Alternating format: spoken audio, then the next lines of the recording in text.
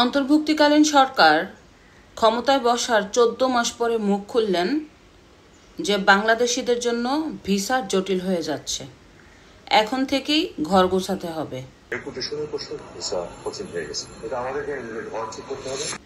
কিন্তু পররাষ্ট্র উপদেষ্টা হয়তোবা ভুলেই গেছে, ঘর গোছানোর আগেই বিশ্বের উন্নত দেশগুলি, ইউরোপ আমেরিকার মতো দেশগুলি মুখ ফিরিয়ে নিয়েছে বাংলাদেশিদের ভিসা দেওয়ার জন্য।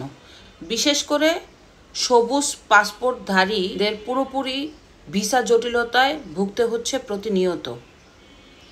এমনকি সবচেয়ে কষ্টের বিষয়, যেসব দেশগুলিতে বাংলাদেশিদের জন্য অনারেবল ছিল, ওই অনারেবল দেশগুলিতেও এয়ারপোর্টে দাঁড়িয়ে থাকে যে বাংলাদেশি হয় তাহলে ফেরত দিয়ে দেয়। কতটা খারাপ পরিস্থিতিতে পড়েছে বাংলাদেশ। বাংলাদেশিদের শিক্ষার্থীদের পছন্দের তালিকায় হয়েছে আমেরিকা, কানাডা, অস্ট্রেলিয়া, ইউরোপের বিভিন্ন দেশগুলি। কিন্তু এখন তো ভিসা জটিলতা। উচ্চবিত্তরা প্রায় ঘুরতে যেত এইসব উন্নত দেশগুলিতে, তাও ভিসা সমস্যা। শুধু তাই না, আগে মধ্যবিত্তরা থাইল্যান্ড, সিঙ্গাপুর, হংকং এইসব দেশগুলিতে ঘুরতে যেত বিশেষ অকেশনে। এখন মধ্যবিত্ত তো দূরের কথা, উচ্চবিত্তরাও এই ভিসা নেওয়ার জন্য সিরিয়ালে দাঁড়িয়ে থাকতে হয়। আর লেবার ভিসাগুলির জন্য দুবাই, ওমান, মালয়েশিয়া সহ আরও অনেক দেশে ভিসা দিচ্ছে না বাংলাদেশিদের। এখন এ ব্যাপারে পররাষ্ট্র উপদেষ্টা মুখ খুলল, মানে শেষে স্বীকার করলো ভিসা জটিলতায় ভুগছে বাংলাদেশিরা। কারণ এই গত 1 বছরে আন্তর্জাতিক মহলে বাংলাদেশিদের যে সুনাম, সেই সুনাম পুরোপুরি অক্ষুণ্ণ হয়ে গেছে। বাংলাদেশকে এখন আন্তর্জাতিক মহলের উন্নত দেশ এবং উন্নয়নশীল দেশগুলি মনে করে জঙ্গি রাষ্ট্র, যেখানে ধর্মনিরপেক্ষতা নাই, ধর্ম নিয়ে মারামারি, যেখানে হয় হত্যা, ডাকাতি, ছিনতাই। আর এভাবে যদি ভিসা জটিলতায় ভুগতে হয় তাহলে বাংলাদেশের অর্থনৈতিক খাত আরও ভয়ঙ্কর হতে যাচ্ছে সামনে। এই যে ডক্টর ইউনূস সরকার, আপনারা খুব ভালো করে খেয়াল করে দেখেন, 14 মাসে 13টি সফর দিয়েছে, ইমিডিয়েট আবার ইটালি যাবে।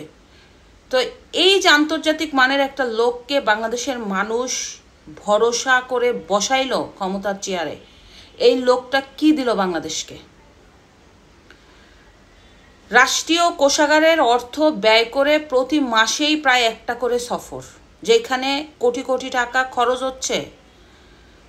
এই যে টাকা খরচ করে সে বিদেশে সফর করছে, এই আনছে, সেই আনছে, সেই করছে, সেই করছে, একটা দিক কি কেউ দেখাতে পারবে যে বিদেশি বিনিয়োগ সে নিয়ে আসছে, ভিসা জটিলতা সে বন্ধ করছে, বাংলাদেশের নাগরিকদের জন্য আন্তর্জাতিক মহলে কোনো সুসংবাদ নিয়ে আসছে?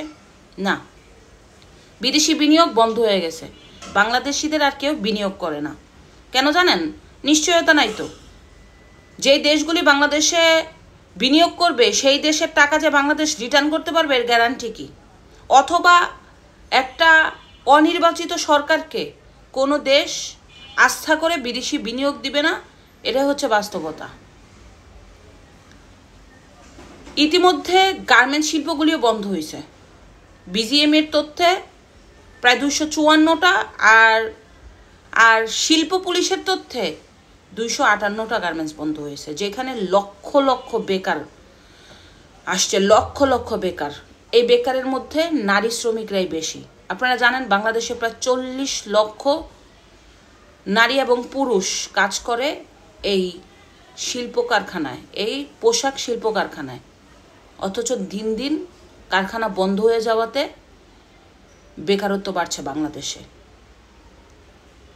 পৃথিবীর মধ্যে অন্যতম দ্বিতীয় বৃহত্তম এই পোশাক শিল্পে রপ্তানির ক্ষেত্রে ছিল আমাদের এই বাংলাদেশ, কিন্তু এখন ধীরে ধীরে তাও কমে যাচ্ছে।